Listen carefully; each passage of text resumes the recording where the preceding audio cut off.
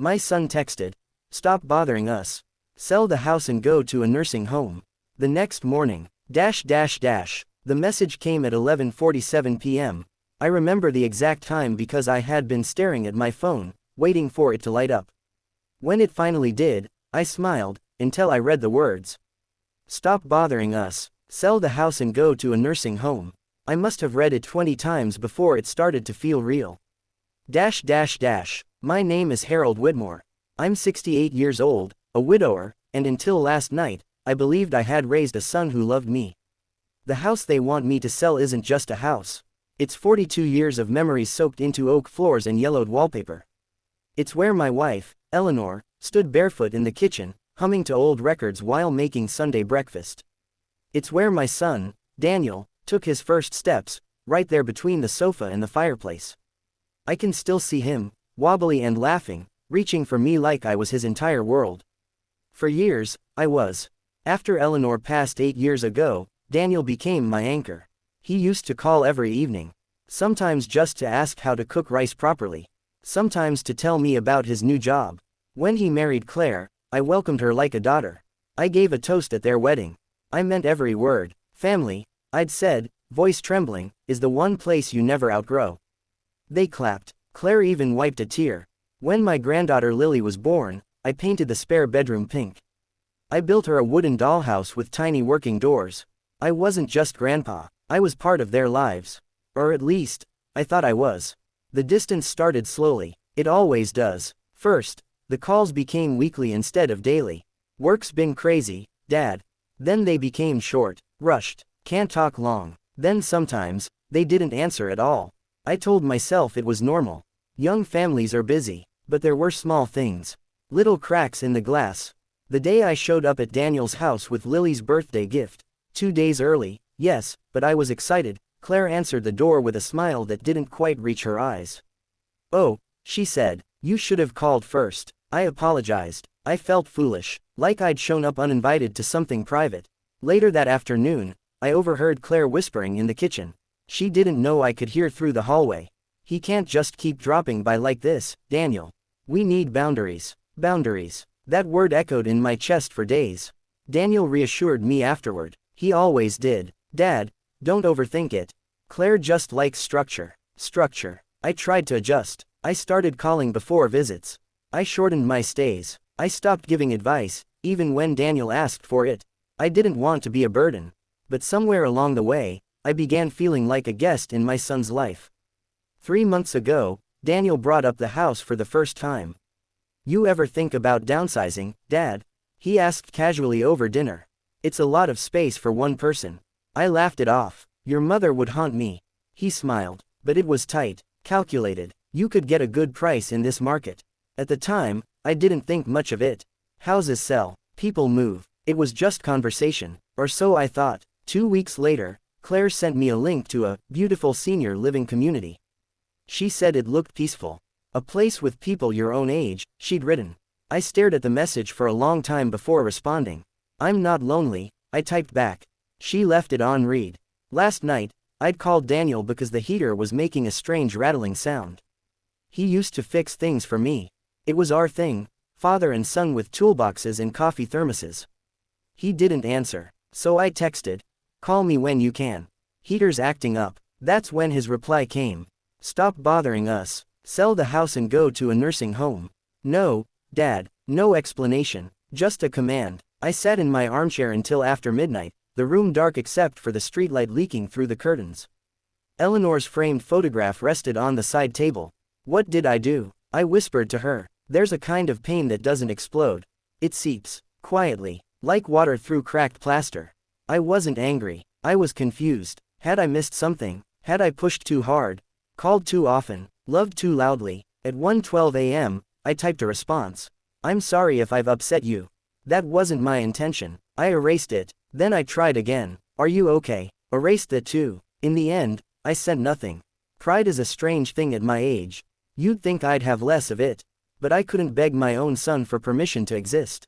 I didn't sleep. Around dawn, I made coffee the way Eleanor used to, strong and bitter. The house was silent. Too silent. Every creak of wood felt louder than usual.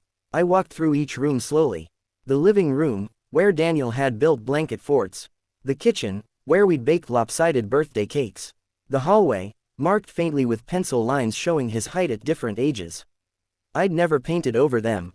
Sell the house. The words felt surgical, clean, final. I stepped onto the back porch just as the sun began rising. The garden was overgrown. I hadn't tended it much this year. Maybe Daniel saw that as a sign I couldn't manage anymore. Maybe he thinks I'm fragile. Maybe he thinks I'm in the way. My phone buzzed in my pocket. For a second, just a second, I hoped it was an apology. It wasn't Daniel. It was a number I didn't recognize. I almost ignored it, but something made me answer. Hello. A pause. Then a woman's voice, calm and professional. Good morning. Is this Mr. Harold Whitmore? Yes. I'm calling regarding the property at 16 Willow Creek Drive. My grip tightened around the railing. What about it? There was a shuffle of papers. I'm just confirming the appointment for this morning at 10 a.m. The valuation specialist will be arriving shortly. I felt the world tilt slightly. I'm sorry, I said slowly. What appointment? Another pause. This one longer. The home assessment request submitted yesterday. It was authorized under your name. My chest went cold. I didn't request any assessment. Silence on the other end. Sir, she said carefully, we received digital authorization from your registered contact email. My registered contact email. Only 3 people had access to it. Me, Daniel, and I couldn't breathe properly. I think, I whispered, staring at the house behind me, at the curtains Eleanor had sewn by hand. There's been a mistake. But deep down, I knew there hadn't, and at exactly 9:58 a.m., as a dark sedan pulled into my driveway and a well-dressed man stepped out holding a leather folder, I realized this wasn't just a conversation anymore. It was a plan, and I was the only one who didn't know about it. My son texted, "Stop bothering us. Sell the house and go to a nursing home." The next morning, at exactly 9:58 a.m., the sedan door closed with a quiet, deliberate click. The man walking toward my porch looked polite, professional, harmless, but to me, he felt like the sound of something ending. I opened the door before he could knock. "Mr. Whitmore," he asked with a courteous nod. "I'm Andrew Collins. I'm here for the property valuation."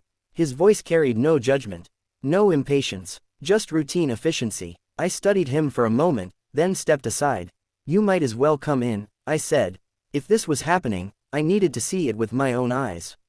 He walked slowly through the house, making notes, measuring walls, checking windows. Every time his pen moved, it felt like he was erasing something invisible from the air. "This home has excellent structural integrity," he commented. "Original hardwood?" "Yes," I replied. "Installed the year my son was born." He smiled politely and continued writing. When we reached the hallway, he paused at the faded pencil lines. "Growth marks," I nodded. "Impressive that you kept them." I swallowed. Some things aren't meant to be painted over. He looked at me then, really looked at me, and something shifted in his expression. A flicker of awareness. "Sir," he said carefully, lowering his clipboard slightly, "are you certain you intended to list the property?" There it was, the question no one had asked yet. "No," I answered. The word felt solid, clear, mine. "I did not authorize this." He hesitated. "The paperwork was digitally signed from your email address." "I know, and the follow-up confirmation came from your son, Daniel Whitmore." The room went still. So it wasn't a misunderstanding. It wasn't confusion. It was coordination. After he left, after handing me a card, "In case you need clarification," I sat at the kitchen table for a long time. The kettle whistled, forgotten on the stove. I turned it off and stared at the steam rising into nothing. Daniel hadn't just suggested I move. He had started the process. Without me, a strange calm began settling over me. Not the numb kind, the clear kind. I walked to my desk and opened my laptop. My hands trembled, but my mind didn't. I logged into my email.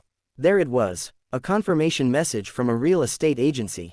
Time stamped 8:16 p.m. the previous evening. Authorization granted. Attached. My name, but not my writing style. Not my phrasing. Daniel had always been better with technology. Years ago, when I struggled with passwords, he insisted on helping.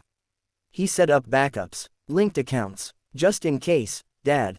Just in case. I scrolled further. There were more emails. Conversations I hadn't seen. Daniel discussing estimated market value.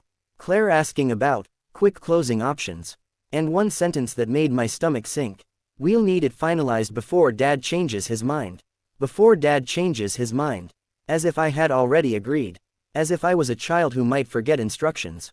I didn't cry. That surprised me. Instead, I felt something else. Clarity. I picked up my phone and dialed Daniel. It rang 4 times. Dad, he answered, voice cautious. I just met with the valuation agent, I said evenly. Silence. Then a controlled exhale. You weren't supposed to. Wasn't supposed to what? I asked gently. Be home, own the house, exist. That's not fair. No, I agreed quietly. It isn't. There was shuffling on his end. Maybe Claire listening nearby. We're just trying to plan ahead, Daniel said. You can't manage that place forever. You could have asked me. We tried, he snapped, frustration bleeding through. You never listen. You're stuck in the past. The past. The word landed heavier than I expected. That house is my life, Daniel. It's a building, Dad. It's your mother. Silence again. Then, softer but firmer, he said, we can't keep worrying about you. Worrying. That word almost made me laugh. You're not worried, I said calmly. You're inconvenienced. His breathing changed. Faster. You don't understand the pressure we're under. Then explain it to me. He didn't. Instead, he said something that told me everything. We've already started making financial arrangements. Financial arrangements. A cold thread wound through my chest. What arrangements? Another pause. Dad, just trust me. Trust. The irony nearly broke me. I trusted you with my email, I said softly. He didn't respond. I closed my eyes and leaned back in the chair. When were you planning to tell me? I asked. We were going to talk this weekend. After everything was set. After decisions were made. After I had no options. That afternoon, I drove to the bank. I hadn't done that in years. Daniel usually handled online transactions for me. The young woman at the desk smiled politely. I'd like to review my account access permissions, I said. She nodded and began typing. A few minutes later, her expression shifted. Sir, there have been multiple recent transfers. Transfers, yes, from your savings account, into a joint holding account under your son's name. My heart thudded once, hard. How much? She turned the screen slightly. The number stared back at me. It wasn't everything, but it wasn't small. They're listed as preparatory relocation expenses, she added carefully. Relocation. They had already moved me in their plans. Without my consent, without my voice, without even the dignity of a conversation. I walked out of the bank feeling older than 68. Not fragile, just aware. When I got home, I stood in the living room, sunlight stretching across the floorboards Eleanor had polished for decades. This house wasn't just wooden walls. It was proof that I had built something stable. Something lasting. And now, my own son was treating it like a line item. My phone buzzed again. A message from Daniel. We're coming over tonight. We need to talk. I stared at the screen. Need to talk. The words felt rehearsed. I looked around the room one more time. At the growth marks. At Eleanor's photograph. At the quiet dignity of a life lived honestly. And for the first time since that text arrived, I wasn't confused. I wasn't pleading. I wasn't afraid of being alone. I was afraid of something else. What if this wasn't about concern? What if this was about control? At 6:42 p.m., headlights washed across my curtains. A car door shut, then another. 2 shadows approached the porch. I didn't move immediately. Instead, I reached into my desk drawer and took out something I hadn't opened in years. Eleanor's old leather folder. Inside it were documents, deeds, letters, a will, and one detail Daniel had clearly forgotten. A clause, a condition, one that changed everything. The knock came, sharp and expectant. Dad, Daniel's voice called from the other side. I closed the folder slowly. And for the first time in months, I was ready to answer.